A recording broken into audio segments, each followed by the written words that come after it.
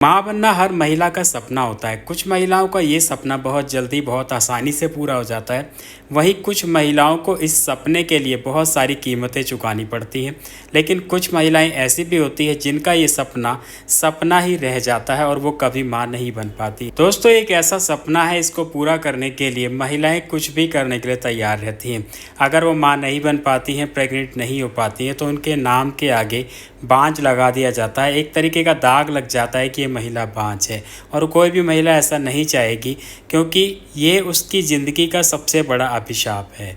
नमस्कार दोस्तों, स्वागत है आप सभी का हमारे YouTube चैनल आलोक फिटनेस आइडियाज़ में। दोस्तों, आज के वीडियो में आप लोगों के साथ में महिलाओं की कुछ ऐसी गलतियां शेयर करने जा रहा हूं जो कि हर महिला को पता होनी चाहिए, क्योंकि अधिकतर महिलाएं इसे करती हैं और जिसकी वजह से या तो वो लेट प्रेग्नेंट होती हैं, या अगर वो प्रेग्नेंट होती हैं तो उनकी रुकी प्रेगनेंसी ख़राब हो जाती है, या कई बार वो प्रेग्नेंट हो ही नहीं पाती हैं। तो मेरे कहने का मतलब ये है कि ये जो सारी चीज़ें हैं हर महिला तक पहुंचनी चाहिए, हर महिला को पता होनी चाहिए, जिससे कि वो इन चीज़ों को करने से बचे और जल्दी से कंसीव कर पाएँ और उनके नाम के आगे जो दाग लगा है बांझपन का, ये मिट जाए। तो चलिए वीडियो को शुरू करते हैं। वीडियो पसंद आए तो इसको लाइक कर दीजिए, शेयर कर दीजिए और ज़्यादा से ज़्यादा लोगों तक वीडियो पहुंचना चाहिए ताकि उनको भी इसका फ़ायदा मिले। तो चलिए शुरू करते हैं। दोस्तों, जैसे कि आजकल ट्रेंड है यूट्यूब का, गूगल का, तो हर महिला के हाथ में मोबाइल फ़ोन है, नेट है। तो ऐसे में क्या होता है कि अगर उसको कोई भी प्रॉब्लम है तो उसका सॉल्यूशन वो यूट्यूब पे सर्च करती है। ठीक इसी तरीके से अगर महिला को कंसीव नहीं हो रहा है तो वो यूट्यूब पे सर्च करती है। हज़ारों वीडियोज़ निकल के आती हैं जिसमें कि वो कुछ ऐसी चीज़ें ट्राई करना चाहती हैं जिसमें कि पैसे भी ना लगें और सेफ़ भी हो। तो ऐसे में आयुर्वेदिक ट्रीटमेंट को सेफ माना जाता है, जिसमें कि कुछ घरेलू नुस्खे होते हैं और अधिकतर महिलाएं इन्हीं नुस्खों को फॉलो करती हैं। जिसमें क्या होता है कि बेनिफिट्स तो वो जान लेती हैं, लेकिन उसके साइड इफ़ेक्ट उनको पता नहीं होते हैं और इन्हीं साइड इफ़ेक्ट्स की वजह से उनको प्रॉब्लम आनी शुरू होती है। तो सबसे पहला जो नुस्खा है वो है हल्दी का। देखिए, हल्दी को वैसे तो अगर मैं आयुर्वेद की बात करूं, नेचुरोपैथी की बात करूं, तो इसको बहुत ही अच्छा एक रामबाण उपाय माना जाता है। अधिकतर प्रॉब्लम्स में इसका इस्तेमाल किया जाता है, लेकिन ज़्यादातर लोग इसके बेनिफिट्स की बात करते हैं, इसका साइड इफ़ेक्ट कोई नहीं बताता है। और वही जो साइड इफ़ेक्ट हैं वही इन महिलाओं को परेशान करते हैं और महिलाएं इसके ऊपर सोच भी नहीं पाती। उनको तो ये लगता है यार कि नेचुरल चीज़ है, इसका कोई साइड इफ़ेक्ट नहीं होगा। तो आज मैं बात करूँगा हल्दी के बारे में। दोस्तों, किसी तरह की कोई चोट लग जाए, कोई खून जम जाए या फिर किसी तरह की कोई गांठ हो रही हो शरीर में, तो ऐसी कंडीशंस में हल्दी का बहुत ही ज़्यादा उपयोग देखा जाता है। क्योंकि हल्दी क्या करती है कि नए सेल्स को बनने से रोकती है। क्योंकि जब भी कोई एबनॉर्मल सेल्स ग्रो करना शुरू करते हैं तो कैंसर की शिकायत हो सकती है। तो ऐसे में अधिकतर जो है कैंसर पेशेंट्स को या जिनमें संभावना लगती है उनको हल्दी प्रिस्क्रिप्शन में दी जाती है कि आप हल्दी वाला दूध लें, हल्दी वाला पानी लें।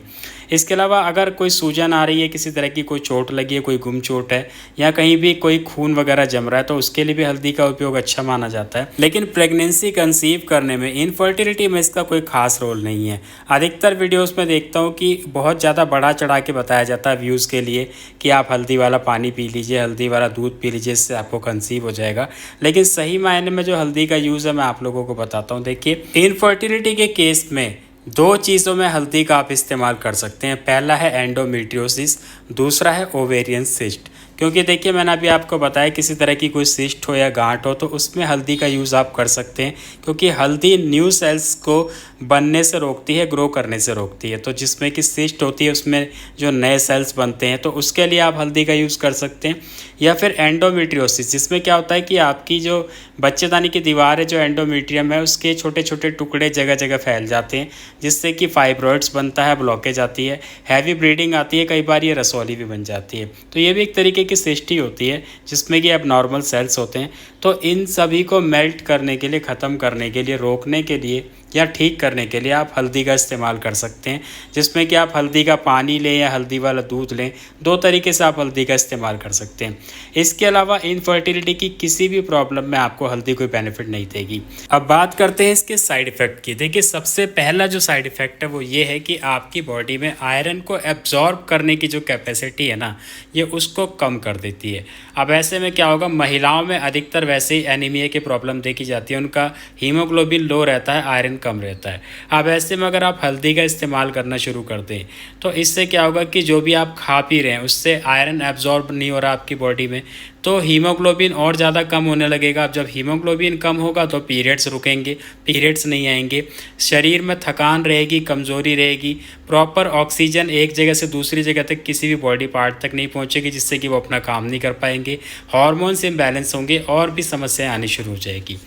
दूसरा जो इसका साइड इफ़ेक्ट ये है कि आपकी बॉडी में आयरन के साथ साथ न्यूट्रिएंट्स की भी कमी होने लग जाती है, क्योंकि जब आयरन का एब्जॉर्प्शन नहीं होता तो जो भी आप खा पी रहे हैं उसमें जो भी न्यूट्रिएंट्स है वो भी आपकी बॉडी को नहीं मिलेंगे। तो आप कितनी भी अच्छी डाइट ले लें, कितने भी अच्छी सप्लीमेंट ले लें, आपको उसका कोई बेनिफिट नहीं मिलेगा। तीसरा साइड इफ़ेक्ट है ब्लड शुगर का। देखिए क्या होता है कि जब आप हल्दी का इस्तेमाल करने लगते हैं तो ये आपकी बॉडी में ब्लड शुगर को कम करती है। अब ऐसे में मान लीजिए कि आपका ऑलरेडी ब्लड शुगर लो है, आपको नहीं पता चल रहा है क्योंकि आप तो रेगुलर इसकी टेस्टिंग नहीं कराने जा रहे, तो ऐसे में क्या होगा कि अगर ज़्यादा ब्लड शुगर लो हो गया तो ये हाइपोग्लाइसीमिया की कंडीशन हो सकती है। चौथा साइड इफ़ेक्ट होता है पथरी का। देखिए क्या होता है कि हल्दी में ऑक्सलेट की अच्छी खासी मात्रा पाई जाती है, जिसमें कि अगर आप हल्दी का इस्तेमाल कर रहे हैं, ख़ासतौर पे पाउडर फॉर्म में इस्तेमाल करते हैं लोग, तो जब आप ऐसे में पाउडर फॉर्म में हल्दी का इस्तेमाल करते हैं और ज़्यादा कर लेते हैं तो इससे क्या है, पथरी होने के चांसेस रहते हैं, क्योंकि इसमें ऑक्सलेट की भी अच्छी मात्रा पाई जाती है। तो हल्दी जब भी आप इस्तेमाल करें किसी अच्छे डॉक्टर की देख रेख में, उसकी एडवाइस से ही इस्तेमाल करें, अपनी मर्ज़ी से हल्दी का इस्तेमाल नहीं करें। नंबर 2 है अंधविश्वास। देखिए क्या होता है कि कई बार आप किसी डॉक्टर से ट्रीटमेंट ले रहे हैं या फिर आप यूट्यूब पे किसी एक चैनल को पकड़ लेते हैं और उसकी बताई हुई हर टिप्स को आंख बंद करके बिना सोचे समझे फॉलो करना शुरू करते हैं, क्योंकि आपको उनके ऊपर काफ़ी ज़्यादा ट्रस्ट है, अंधविश्वास है कि आपको पता है कि वो कोई भी चीज़ आपको गलत नहीं बताएंगे। लेकिन देखिए अगर कोई भी यूट्यूबर आपके साथ में कोई टिप्स शेयर कर रहा है तो वो एक के लिए नहीं, बहुत सारे लोगों के लिए। उसमें आपको अपनी कंडीशन देखनी है कि क्या वो जो बताई हुई चीज़ें वो आपके लिए बताई हैं या नहीं बताई। ऐसा नहीं कि उन्होंने कोई भी चीज़ बताई और आपने आंख बंद करके उसको फॉलो किया। दूसरी चीज़ कि अगर आप किसी डॉक्टर से ट्रीटमेंट ले रहे हैं तो काफ़ी लंबा समय आपको हो गया ट्रीटमेंट लेते रहते, लेकिन आपको कोई रिज़ल्ट नहीं मिल रहा है, तो ऐसे में आपको एक चीज़ ये करनी है कि हमेशा सेकंड ओपिनियन ज़रूर लेनी है। एक डॉक्टर से आप ट्रीटमेंट करा रहे हैं, अच्छी बात है, लेकिन थोड़ा जब समय हो गया आपको कोई रिज़ल्ट नहीं मिल रहा है तो अपने टेस्ट और रिपोर्ट्स के साथ में एक दूसरे डॉक्टर से भी आपको कंसल्ट करना चाहिए, जिसमें कि आपको ये पता चले कि जो पहले वाले डॉक्टर है क्या वो सही ट्रीटमेंट दे रहे हैं या नहीं दे रहे हैं। तो इससे क्या होगा, आपके पैसे और टाइम भी बचेंगे, क्योंकि कई बार क्या होता है कि कुछ लोग एक ही जगह पर ट्रीटमेंट सालों साल कराते रहते हैं।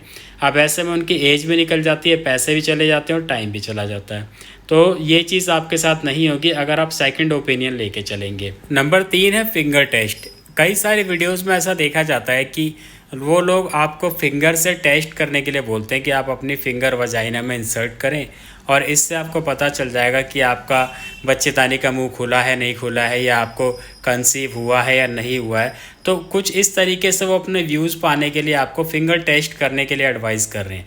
तो देखिए एक चीज़ आपको बताना चाहूँगा कि कोई भी डॉक्टर जब वो डॉक्टर बनता है ना तो उसकी पूरी लाइफ लग जाती है पढ़ाई करते करते, और डॉक्टर बनने के बाद भी वो लाइफ टाइम प्रैक्टिस करते हैं, कभी भी वो परफेक्ट डॉक्टर नहीं बन पाते हैं। तो ऐसे में जो फिंगर टेस्ट है ये सिर्फ डॉक्टर से ही करवाना चाहिए, आपको खुद नहीं करना चाहिए, क्योंकि कई केसेस में ऐसा भी होता है कि मान लीजिए किसी महिला ने कंसीव किया और उसने डॉक्टर के पास जाके चेकअप करवाया। डॉक्टर कई बार फिंगर से टेस्ट करते हैं तो फिंगर इंसर्ट करते ही महिला की ब्लीडिंग शुरू हो जाती है। जब डॉक्टर को इतना एक्सपीरियंस है और डॉक्टर फिंगर टेस्ट कर रहे हैं तो ऐसे में रुकी हुई प्रेगनेंसी महिलाओं की ख़राब हो जाती है, ब्लीडिंग शुरू हो जाती है।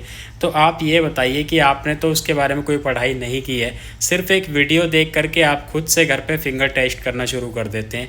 आप अपनी बच्चेदानी का मुंह चेक कर रहे हैं, खुला है नहीं खुला है, ओवुलेशन को पता कर रहे हैं, आप अपनी रुकी हुई प्रेगनेंसी को चेक कर रहे हैं। देखिए ये जो काम है ये डॉक्टर के हैं। अगर आपको ओवुलेशन पता करना है तो ओवुलेशन के कुछ सिम्टम्स हैं, हमने भी वीडियो से बताए हुए हैं, आप नेट से भी चेक कर सकते हैं। या अगर आपको प्रेगनेंसी के सिम्टम्स देखने हैं तो वो भी बताए हुए हैं, आप सिम्टम्स देखिए, आप खुद से चेकअप मत कीजिए, क्योंकि इससे क्या होगा कि अगर आपको रुकी हुई प्रेगनेंसी होगी तो वो प्रेगनेंसी ख़राब हो जाएगी, या फिर आपको किसी तरह का कोई इन्फेक्शन हो सकता है, कोई इंजरी हो सकती है, जिससे कि आपको और ज़्यादा प्रॉब्लम पड़ जाएगी। तो ये चीज़ें आपको खुद से घर पे कभी भी परफॉर्म नहीं करने की, आप खुद से फिंगर टेस्ट करने लग जाएं। ये जो डॉक्टर का काम है डॉक्टर को ही करने दें। तो दोस्तों आज के वीडियो में सिर्फ 3 चीज़ों पे ही बात की है, वीडियो थोड़ा लंबा हो गया है। अगले वीडियो में कुछ और चीज़ें हैं वो आप लोगों के साथ में शेयर करूँगा। आज के वीडियो में इतना ही। वीडियो पसंद आए तो इसको लाइक कर दीजिएगा, शेयर कर दीजिएगा फेसबुक व्हाट्सएप पे, और अगला वीडियो किस टॉपिक पे देखना चाहते हैं प्लीज़ कमेंट करके ज़रूर बताएं। मैं मिलूँगा आपसे अगले वीडियो में। धन्यवाद।